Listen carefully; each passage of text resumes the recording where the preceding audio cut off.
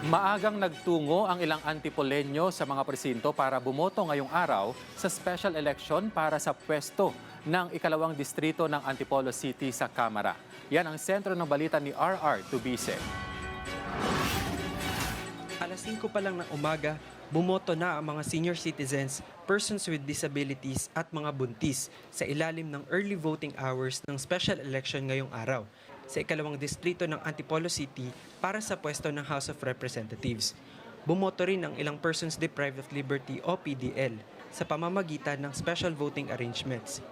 6 na kandidato ang nagtutunggali, kabilang ang anak ng namayapang kongresista ng distrito na si Representative Romeo Acop. Manual ang botohan.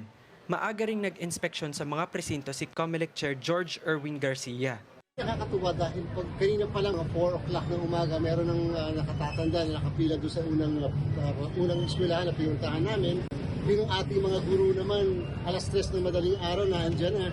At mas lalong nakakatuwa yung mga watcher ng iba't ibang partido. Ayon sa COMELEC, maayos ang pagbubukas ng mga presinto at pagdating ng mga botante.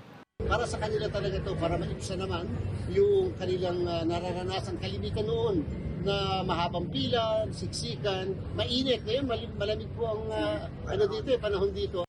Sa ngayon, nagpapatuloy pa rin ang halalan sa mga presinto sa Antipolo.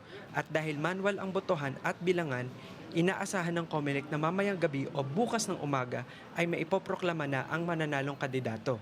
Isinagawa ang halalan matapos pumanaw ang dating kinatawan ng nasabing distrito sa Antipolo.